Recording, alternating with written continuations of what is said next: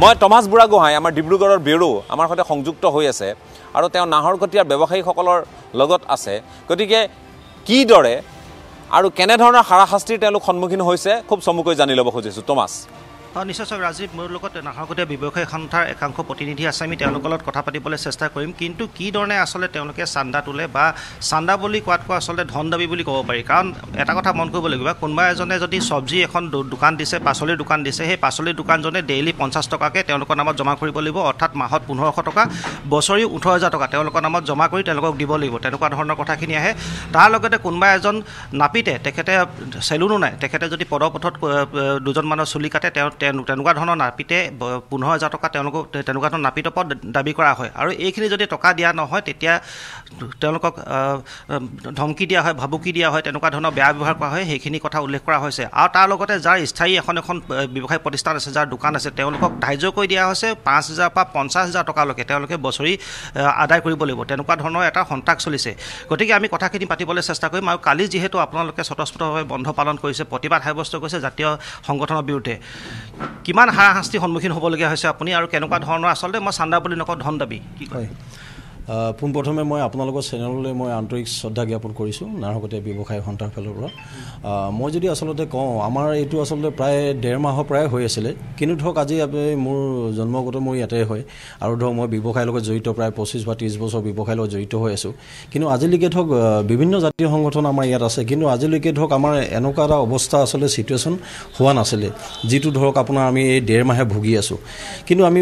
যদি চাওঁ আজি প্ৰায় 15 দিনৰ পৰা ধৰক আপোনাৰ ইমানেই আমাৰ ইয়াত অত্যাচাৰ হৈ আছিলে যে প্ৰতিদিনে নাই হ'লেও আপোনাৰ 20-25টা কল প্ৰায় 3 দিনৰ আগত মোৰ 73টা কলছ মই ৰিচিভ কৰিছোঁ তেতিয়া তেওঁলোকে মানে গোটেইখিনি কৈছে যে ৰাতুল্লা এনেকুৱা হৈছে ধৰক ইমানখিনি ডিমাণ্ড দিছে আমাক আৰু ধৰক চাওক আজি যদি আমি এটা বস্তু যদি চাওঁ আজি ধৰক আপোনাৰ অনলাইন মাধ্যমে যিখিনি আপোনাৰ এতিয়া ব্যৱসায় হয় প্ৰতিটো বস্তু মানুহ অনলাইনতে হেৰি পায় কিন্তু আপোনাৰ ধৰক যদি চান্দা বৰঙণিৰ ক্ষেত্ৰত যদি আমি যাওঁ তেতিয়া কিন্তু আমাৰ ব্যৱসায়খিনিয়ে কি হয় অফলাইনত গৈ পেলাই তেওঁলোকে কি হয় আপোনাৰ সংগঠনৰ যিকেইজন আপোনাৰ মই এতিয়া লাচিত সেনাৰ নামেই কৈ দিছোঁ আপোনাৰ তেওঁলোকে যদি আপোনাৰ যদি পৰাপক্ষত তেওঁলোকে স্বত্বাধিকাৰীকেইজনকো যদি আজি ডেটত যদি কোৱাহেঁতেন তেতিয়াও আমি বেয়া নাপালোহেঁতেন মেইন কথাটো হৈছে অনলাইনৰ পৰা যি বিজনেছ কৰিছে চবেই পাৰ্চেছ অনলাইনৰ পৰা কৰিছে কিন্তু আমি ধমকি খাইছোঁ আৰু আপোনাৰ হাৰেছমেণ্ট খাইছোঁ অফলাইনত যিখিনি ব্যৱসায় আমি কৰি আছোঁ আজি যদি নাহৰকটীয়াখন ইমান ডাঙৰ এটা জেগাও নহয় ধৰক প্ৰায় আমি 700 মেম্বাৰ আমাৰ ইয়াত ৰেজিষ্টাৰ আছে 700 মেম্বাৰ যদি আমি চাওঁ আজি যদি দোকানৰ অৱস্থা চাই প্ৰায় একদম মানে অৱস্থা একেবাৰে বেয়া আৰু ন্যূনতম তথাপিতো আমি চেম্বাৰ্ছ অফ কমাৰ্চে আজিলৈকে আমি কোৱা নাই যে আমি বৰঙণি নিদিওঁ আমি এটা মেছেজ আমি দিছিলোঁ আচলতে আমি চবৰ লগত মিলিজুলি থাকিব বিচাৰোঁ কাৰো লগত আমাৰ কোনো জাতিগত আমাৰ কোনো ধৰণৰ একো আখেজ নাই সেইকাৰণে ধৰক আমি এটা মেছেজ চবৰ দোকানীখিনি দিছিলোঁ যে আপোনালোকে যিমান পাৰে আপোনালোকৰ সাধ্য অনুযায়ী আপোনালোকে পইচাটো তেওঁলোকক পে'মেণ্ট কৰিব কিন্তু আমাৰ সেইটো নহ'ল আচলতে আমাৰ দুখৰ বিষয় মানে এইটো হৈছে ধৰক আজি কিছুমান মানুহ ধৰক আপোনাৰ 45 ইয়াৰ্ছ হৈছে বা 25 বছৰ পাৰ হৈছে তেওঁলোকে ব্যৱসায় কৰিছে তেওঁলোকে মোক কল কৰিছে যে ৰাতুল চোৱা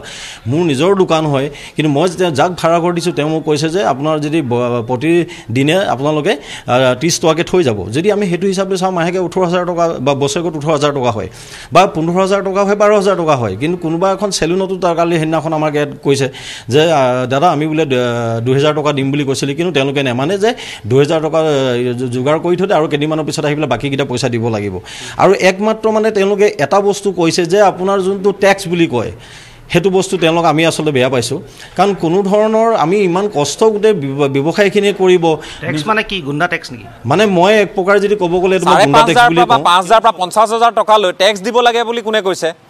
টেক্স দিব লাগে বুলি কোনে কৈছে বৰঙণি শব্দটোৰ ঠাইত টেক্স দিব লাগে বুলি কোনে কৈছে আৰু এমাউণ্ট বা পৰিমাণ ধাৰ্য কৰিবলৈ এই যিটো নিৰ্দেশনা আহিছে এইটো কাৰ পৰা আহিছে হয় যেহেতু আমি ইতিমধ্যে গম পাইছোঁ কথা প্ৰকৃতি পাতি যে 5000 পৰা 50000লৈকে যিখিনি স্থায়ী ব্যৱসায় সৰু বৰ ব্যৱসায় তেওঁলোকক সেইদৰে টকাখিনি ডিমাণ্ড কৰা হয় বা খোজা হয় এইখিনি কোনে তুলিছে বা এইখিনি কোনে ধাৰ্য কৰি দিছে ইমানটো পৰিমাণ দিব লাগে বুলি সেই সংগঠনটোৱে নে বেলেগ এইটো আচলতে নাহৰকটীয়া বীৰৰাচি থানা আঞ্চলিক সমিতিৰ ফালৰ পৰা তেওঁলোকে আৰু দুখৰ বিষয়ে এটা কৈছোঁ যোনটো তেওঁলোকে এইটো বান্ধি দিছে যে এইটো ৰেটত আপোনালোকে দিবই লাগিব বুলি হয় আৰু তেওঁলোকে মানে কি এখন মানে গোহাৰি মই আপোনালোকক ৰাজহুৱাকৈ দেখাই দিছোঁ চাওক আপোনাৰ গোহাৰিখন আপোনাৰ বীৰৰাচি থানা অসম কেন্দ্ৰীয় লাচিত দিৱস আপোনাৰ দুলীয়াজানত তেওঁলোকে পাতিছে কিন্তু ইয়াত এটা লিখিছে যে ডিব্ৰুগড় জিলা সমিতিৰ উদ্যোগত আৰু দুলীয়াজান আঞ্চলিক সমিতিৰ আতিথ্যত সৰ্ববৃহৎ দুলীয়াজানবাসী ৰাইজৰ সহযোগত বুলি দিছে। ইয়াত যদি চাই আপুনি কোনো ধৰণৰ নাহৰকটীয়াৰ আপোনাৰ মেনশ্যন নাই। তথাপিতো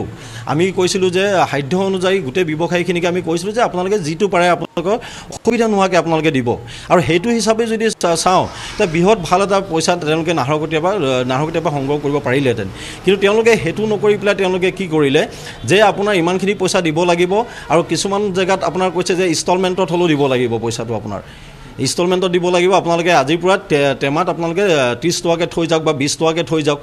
তৎসত্ত্বেও বেপাৰীখিনি আপোনাৰ প্ৰায় ধৰক চেলুন এখনে 2000 টকা দি দিম বুলি কোৱা স্বত্তেও তাত কিন্তু আপোনাৰ তেওঁলোকে আকৌ কৈছে যে 2000 টকা নহ'ব, আমাক 5000 টকা লাগিব। কিছুমান ক্ষেত্ৰত আমাৰ ওচৰত তথ্যও আছে, আমি ধৰক তেওঁলোকে 10000 টকা লৈছে, 15000 টকা তেওঁলোকে লৈছে, তাতকৈ ওপৰতো তেওঁলোকে ডিমাণ্ড কৰিছে যদি ইয়েৰলি হিচাপত যদি আমি চাওঁ। আৰু সেইখিনি পইচা দিবৰ কাৰণে আমাৰ আজিৰ ডেটত আমাৰ ব্যৱসায়ীখিনি আচলতে সক্ষম নহয়। সেইটো তাৰ আমি দেখিছোঁ কালি আপোনালোকে প্ৰতিবাদী কাৰ্যসূচী গ্ৰহণ কৰিছে। তোমাক এটা কথা জানিব খুজিছোঁ, কেৱল এটা সংগঠনে এনেধৰণৰ অভিযোগ, এটা সংগঠনৰ বিৰুদ্ধে এনেধৰণৰ অভিযোগ, এটা সংগঠনৰ বিৰুদ্ধে এনেধৰণৰ ধন দাবীৰ অভিযোগ, নে বাকী যিসমূহ জাতীয় সংগঠন আছে সকলোৱে সময় সাপেক্ষে তেওঁলোকৰ পৰা বৰঙণি ইত্যাদি গ্ৰহণ কৰে? নিশ্চয় এতিয়া কথা হৈছে যে অকল কেৱল এটা সংগঠনৰ ক্ষেত্ৰতে আপোনালোকে এই অভিযোগটো আনিছে নে আন সংগঠনৰ ক্ষেত্ৰতো এনেকুৱা ধৰণৰ অভিযোগ আনিছে? আন সংগঠনে আপোনালোকক এইদৰে এতিয়া টকা ডিমাণ্ড কৰে নেকি চান্দা নামত? আচলতে মই যদি ক'বলৈ যাওঁ, মই অলপ আগত কৈছোঁ যে এটা কথা যে আমি আজি নাহৰকটীয়াৰ ব্যৱসায় সন্থাৰ লগত ধৰক বহুতো যোগাযোগত আছে। ধৰক আপোনাৰ বহুতখিনি সংগঠন আছে, আমাৰ জাতীয় সংগঠন আছে, কিন্তু আজিলৈকে ধৰক আমাৰ ইমান অত্যাচাৰ পোৱা নাই আচলতে। আমি যদি নামি যদি ক'ব যাওঁ বা আছু হওক বা যুৱ ছাত্ৰ পৰিষদ হওক বা টায়াসমূহ হওক, তেওঁলোকে ধুনীয়াকৈ ককাই ভাই হিচাপত আমাৰ ধৰক আন্তৰিকতাৰ ফালৰ পৰা তেওঁলোকে মৰম চেনেহত আচলতে লয় আৰু সেইটো আমি শ্ৰদ্ধাৰে আমি আচলতে তেওঁলোকক আমি দিওঁ আৰু তেওঁলোকেও লয়। কিন্তু আচলতে বীৰ লাচিত সেনা যোনটো আপোনাৰ সংগঠন, তেওঁলোকে প্ৰায় 1.5 মাহ মানে হৈছে বুলি মই কওঁ। কিন্তু তেওঁলোকৰ মানে যিটো আমাৰ অটপালি পাইছোঁ মানে সেইটো আচলতে আমাৰ ব্যৱসায় সন্থাৰ ফালৰ পৰা এটা মানে তীব্ৰ মই গৰিহণা দিছোঁ। এইটো কাৰণেই দিছোঁ মানে ধৰক চাওক, মানুহক অন্তৰত আঘাত দি পেলাই আচলতে কালেকশ্যন লোৱাটো সেইটো আচলতে নাপায় আচলতে ল'বৰ কাৰণে। আমি আচলতে বেয়া পাইছোঁ আৰু আচলতে কালি ক্ষোভৰ প্ৰতিফলন হৈছে বুলি মই কওঁ। নাহৰকটীয়াত আজি প্ৰায় 650 আপোনাৰ মেম্বাৰ মানে মুক্ত কণ্ঠ হিচাপে তেওঁলোকে ৰাজপথত ওলাই আহিছে, তেওঁলোকে প্ৰতিবাদ সাব্যস্ত কৰিছে। আইনী ব্যৱস্থা লৈছে নেকি বা আইনৰ সহায় লৈছে নেকি? আমাৰ ফালৰ পৰা আমি এখন স্মাৰকপত্ৰ আপোনাৰ নাহৰকটীয়া থানাৰ যোগেদি আমি প্ৰেৰণ কৰিছোঁ। আমি DC ছাৰকো দিছোঁ বা চাৰ্কুল অফিচাৰ আমাৰ OC নাহৰকটীয়া, সেনেকৈ আমি বিভিন্ন জেগাত আমি আৰু SP অফিচলৈ ছাৰলৈও দিছোঁ। আমি বিভিন্ন জেগালৈ আমি প্ৰেৰণ কৰিছোঁ মানে। হয়, ইতিমধ্যে কৈছে যে নাহৰকটীয়াত প্ৰায় 700 এনেধৰণৰ যিহেতু ব্যৱসায়ী আছে। ধন্যবাদ জ্ঞাপন কৰিছোঁ টমাছ, ধন্যবাদ জ্ঞাপন কৰিছোঁ, কাৰণ মূল বিষয়টো হৈছে এই চান্দাক কেন্দ্ৰ কৰি যিটো নাহৰকটীয়াত যিটো পৰিস্থিতিৰ উদ্ভৱ হ'ল। এটা জাতীয় সংগঠন, সাধাৰণতে জাতীয় সংগঠনসমূহ চৰকাৰৰ বিৰুদ্ধে সৰব হয়, চৰকাৰৰ অনীতি অনিয়মৰ বিৰুদ্ধে সৰব হয়, জনতাৰ পক্ষত থাকি তেওঁলোকে অৱস্থান কৰিব লাগে, এইটোৱে মূল কথা। তেওঁলোকে কোনোবাই সাদৰেৰে দিছে, মৰমেৰে দিছে, বৰঙণি ককাই ভাই বুলি দিছে, সেইখিনিলৈ কথাখিনি যদিও বা এইবোৰো আচলতে এই ধৰণৰ প্ৰক্ৰিয়াৰ অন্তৰ্ভুক্ত হ'ব নালাগে। তৎসত্ত্বেও তেওঁলোকে আন্তৰিকতাৰে কাৰোবাক দিছে, সহায় সহযোগিতা তেওঁলোকে পৰস্পৰক কৰে। কেতিয়াবা ব্যৱসায়ী সমাজক জাতীয় সংগঠনে কৰে, কেতিয়াবা জাতীয় সংগঠনক ব্যৱসায়ী সমাজে কৰে। এনেধৰণৰ গোটেই কথা বতৰাবোৰ এটা বুজাবুজিৰ মাজেৰে তেওঁলোকৰ চলি আছিল, য'ত দাবী নাছিল, য'ত হয়তো মৰম আবদাৰ আছিল। কিন্তু এই কথাখিনি এই পৰ্যায়লৈ যে গ'ল, এই পৰ্যায়লৈ যে পৰ্যবেক্ষিত হৈছে, আৰু লগতে একাংশই জাতীয় সংগঠনৰ নামত উদ্ভণ্ডালি যে আৰম্ভ কৰিছে, এই কথাখিনি নিশ্চয় গ্ৰহণযোগ্য হ'ব নোৱাৰে। আৰু লাচিত দিৱস আপোনালোকে পাতিবলৈ ওলাইছে, মহাবীৰজনাক আপোনালোকে স্মৰণ কৰিবলৈ ওলাইছে, আৰু এই মহাবীৰজনাক স্মৰণ কৰিবলৈ গৈ নিজৰ গাত যদি আমাৰ শক্তি সামৰ্থ্য নাথাকে,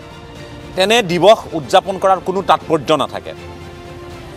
বীৰ লাচিতৰ প্ৰতি এয়া চৰম অপমান। বীৰ লাচিতৰ নামত এনেধৰণৰ যিবোৰ কুচকাৱাজ চলিছে, এইখিনি গৰিহণাযোগ্য। গতিকে ইয়াৰ প্ৰত্যুত্তৰ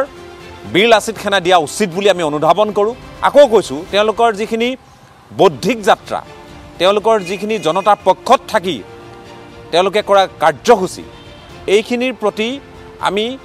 দায়বদ্ধ হ'লেও একে সময়তে কিন্তু বা এইখিনিক সাধুবাদ দিলেও একে সময়তে এনেধৰণৰ দুষ্কাৰ্যক আমি গৰিহণা দিয়া উচিত। আৰু এনেধৰণৰ দুষ্কাৰ্য এই সমাজখনক শৃংখলিত যিটো শৃংখলা, সেই শৃংখলা ভংগ কৰিব বুলি ইতিমধ্যে অনুধাৱন কৰা হৈছে, যাৰ প্ৰতিফলন নাহৰকটীয়াত ঘটিছে। তাৰ প্ৰতিফলন হয়তো বেলেগ বেলেগ প্ৰান্ততো ঘটিব পাৰে যদিহে এতিয়াও আমি নিজৰ ভুল বুজি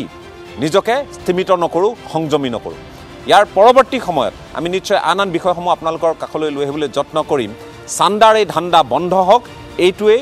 মূল উদ্দেশ্য আৰু মই ধন্যবাদ জ্ঞাপন কৰিছোঁ সৎ সাহসেৰে ওলাই অহা ব্যৱসায়ী সমাজক কাৰণ তেওঁলোকে এতিয়া অনলাইন যিবোৰ ব্যৱসায় চলি আছে তেওঁলোকে কৈছে আজি ফ্লিপকাৰ্টৰ পৰা আৰম্ভ কৰি এমেজনৰ পৰা আৰম্ভ কৰি গাঁৱে ভূঞে এইবোৰ অৰ্ডাৰ আহে শাৰী এখন মেখেলা চাদৰ পৰা আৰম্ভ কৰি আপোনাৰ যিকোনো সামগ্ৰী দৈনন্দিন ব্যৱহাৰ্য সামগ্ৰী অনলাইনত বহু লোকে গাঁৱত তেওঁলোকে ভাবে যে এইখিনি আমি এনেধৰণে ক্ৰয় কৰা উচিত ক্ৰয় কৰে আৰু যাৰ কাৰণে এই অফলাইন ব্যৱসায়ীসকল যাৰ এখন সৰু দোকান আছে যাৰ এখন গুমটি আছে যাৰ চাদৰ মেখেলাৰ দোকান আছে তেওঁলোকো ক'ৰবাত নহয় ক'ৰবাত ক্ষতিৰ সন্মুখীন হৈছে গতিকে এওঁলোকক সহায় কৰাৰ পৰিৱৰ্তে এওঁলোকক যদি আৰু অধিক এনেধৰণৰ চাপৰ মাজলৈ লৈ যোৱা হয় তেতিয়া সমাজখনত কিন্তু সেই শৃংখলা নাথাকিব কোনো বুজাবুজি